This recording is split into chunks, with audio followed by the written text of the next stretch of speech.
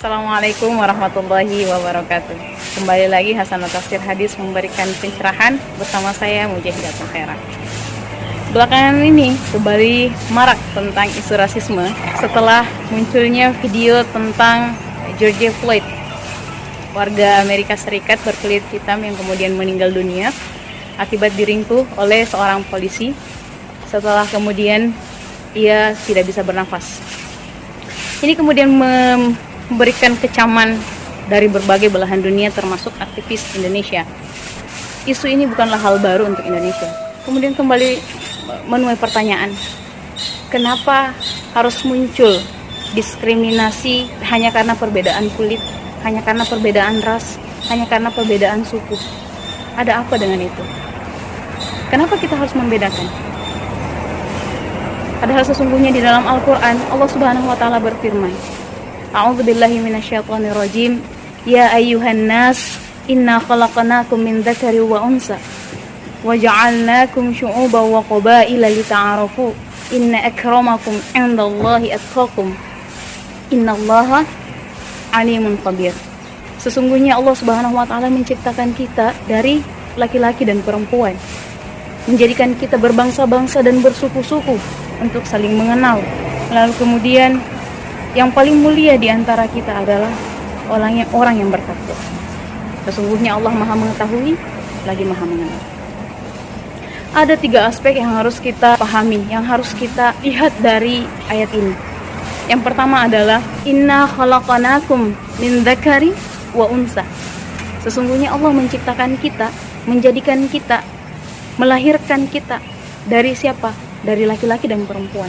Beberapa penafsiran mengatakan bahwa laki-laki dan perempuan zakar wa unsa yang dimaksud di sini adalah Adam dan Hawa.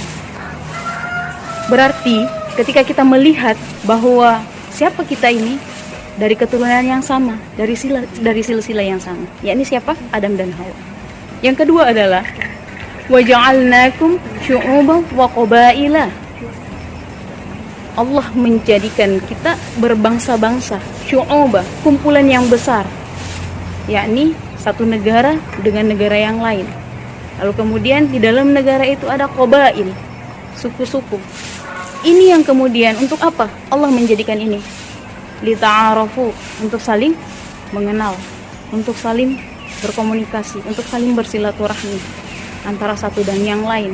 Tidak membedakan antara kulit hitam dan kulit putih, tidak membedakan antara tingginya badan dan pendeknya badan, tidak membedakan antara besarnya dan kecilnya badan. Ini kemudian yang menjadikan Allah itu adil. Lalu kemudian apa? Yang ketiga, inna akramakum indallahi atqakum. Yang membedakan kita bukan persoalan kulit, bukan persoalan ras, bukan persoalan suku, bukan persoalan bedanya bangsa kita, bukan persoalan sipit lebarnya mata kita, bukan persoalan mancung hidungnya kita, bukan. Sesungguhnya yang memuliakan kita, membedakan kita di mata Allah adalah ketakwaan kita kepada Allah. Kemudian terakhir, penutup, bahwa Allah Subhanahu wa Ta'ala mengatakan innallaha alimun khabir. Sesungguhnya Allah Maha mengetahui lagi Maha mengenal. Jadi sebenarnya poinnya adalah Allah sudah tahu akan munculnya masalah tentang rasisme ini, perbedaan warna kulit, perbedaan suku dan bangsa, dan kemudian memunculkan pertikaian. Allah sudah tahu. Makanya kemudian Allah dengan ayat ini memberikan penerangan kepada kita. Wahai manusia, wahai hambaku, jangan berkecil hati dengan perbedaan sukumu yang kemudian ada orang yang lebih cenderung ketimbang kamu. Karena sesungguhnya saya menilai, kata Allah, Allah menilai itu bukan persoalan itu ya, bukan persoalan physically, tetapi persoalan hati, persoalan keimanan kita kepada Allah. Hablum minallah, kita terjalin kepada Allah, dan hablum minan nas, kita kepada sesama hambanya. Di surah lain Allah Subhanahu wa Ta'ala mengatakan, saya menciptakan manusia itu sempurna, tapi kemudian tempat kita berada di asfala safilin, tempat terendah. Kenapa? Karena kita mengabaikan hablum minan nas kita dan mengabaikan hablum minallah kita. Nah, ini poin penting yang harus kita pahami, bahwa kita hidup di dunia ini bukan untuk saling mendiskriminasi, bukan untuk saling menjudge, dan bukan untuk saling membeda-bedakan. Tapi kita hidup di dunia ini untuk saling merangkul, karena kita dalam kondisi silsilah yang sama, keturunan yang sama, yakni dari Adam dan Hawa. Sekian dari saya. Terima kasih untuk Hasanah Tafsir Hadis telah memberikan wadah kepada kita semua untuk saling berbagi.